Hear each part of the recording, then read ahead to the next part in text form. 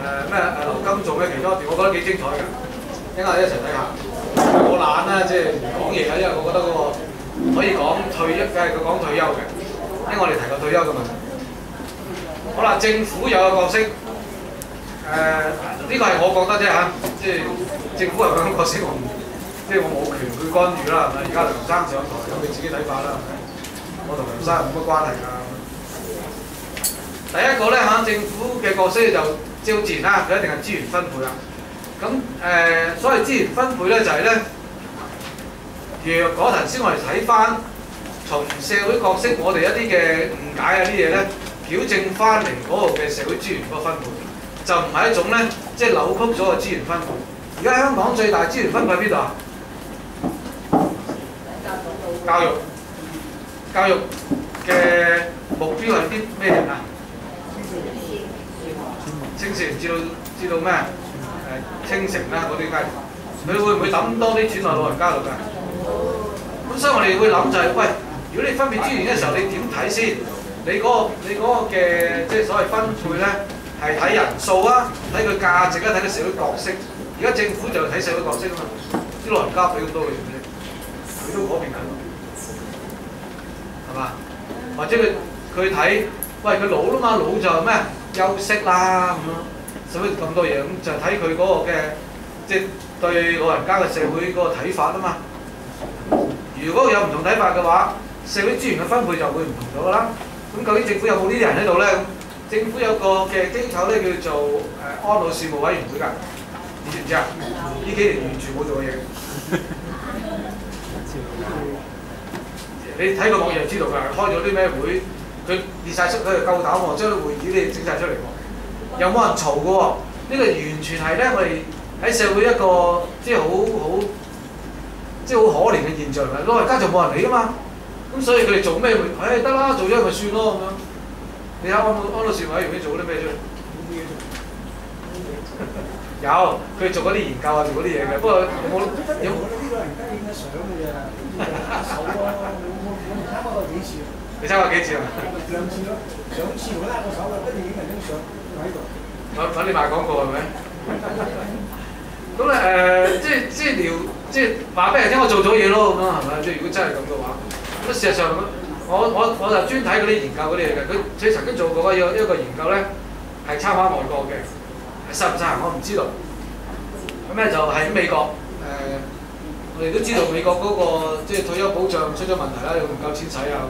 咁而家美國政府就諗縮數啊嘛。點做咧？就係咧，美國老人家，所以話你揸住好多層樓啊嘛，啲老人家就間屋噶嘛。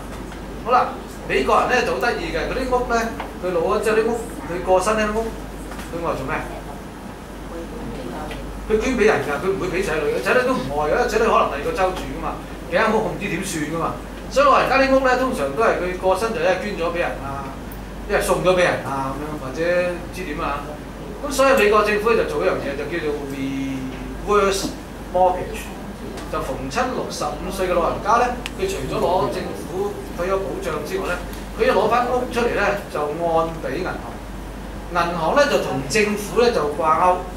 咁咧掛鈎嘅意思咧就係咧，喺佢65歲開始按俾銀行，咁啊銀行就估值啦，佢值幾多錢？咁然之後咧就值幾多錢咧？就每一個月就按住佢間屋值幾多錢咧，就俾錢個老人家。咁就唔係咧話按到最多俾晒佢就冇啦，就鬥長命。咁咧即係換言之，佢65歲嘅按啦，佢按到100歲，佢都未過身，都照樣俾佢。咁邊個包底咧？政府包底。即係如果佢俾錢俾得多過間屋嘅價值咧，政府就包佢。咁叫 reverse mortgage。香港曾經討論過呢個問題，就因為安老事務委員會做過呢個咁樣嘅即係研究。咁不過香港有咩問題？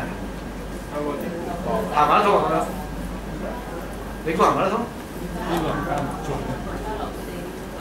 呢個留翻俾仔女嘅。中國人習慣就留翻仔女啦，係咪？咁啊又少咗呢樣嘢啦。仲有個咩問題啊？香港樓市點樣㗎？嗰地產一定佢賺晒啦，係嘛？即係美國就唔同，美國就咩只會跌嘅啫嘛，所以政府要包底啊嘛。香港包咩底？佢賺硬你㗎，係咪啊？咁所以除非你咩120歲啦，除非你如果唔係佢賺硬嘅。咁所以又未必一定可以咁核實。咁呢個安老事委員咧，佢做過一啲咁樣嘅，你傾佢網頁咧，佢有嘅，開過咩會，做過啲乜嘢啊？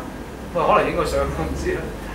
搞嗰啲咩老人大學啊嗰啲，好似都有提議過啊。但係就真係好少嘅嘢咧，佢哋做過出嚟。即係其實好多嘢好做噶嘛。咁啊，佢有研究過，話俾翻啲香港人翻大陸養老，即係而家都做咗啦，係咪？佢哋可以翻大陸啊嘛。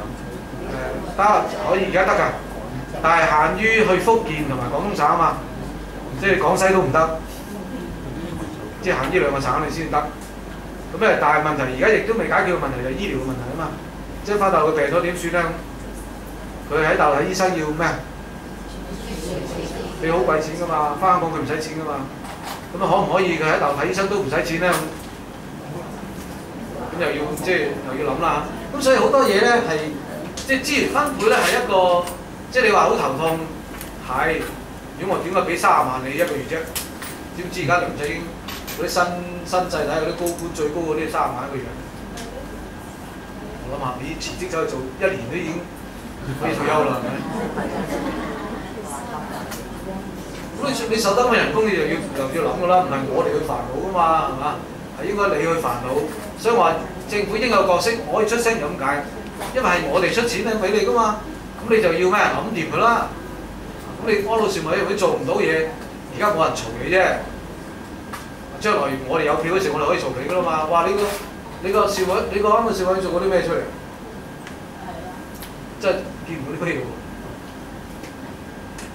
咁所以政府資源分配啦，制定政策啦。政府而家有啲乜嘢安老政策先？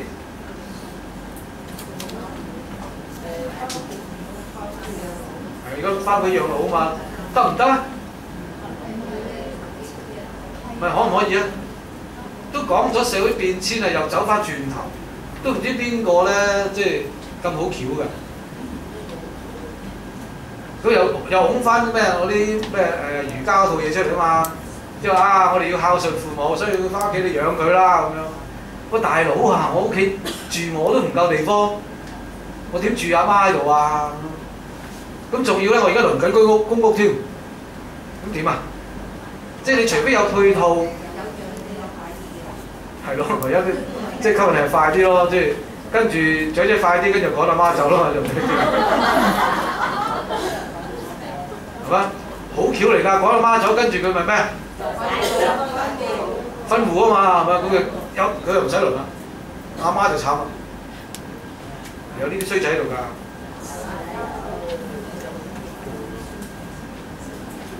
簽衰仔紙係咪？所以咩啲畸形嘅咩情況？咁所以你要諗定，即係政府要諗咯，即係呢啲嘅即係政策喺而家香港咁嘅環境裏邊，咁我哋要做啲乜嘢？咩先係最重要嘅咧？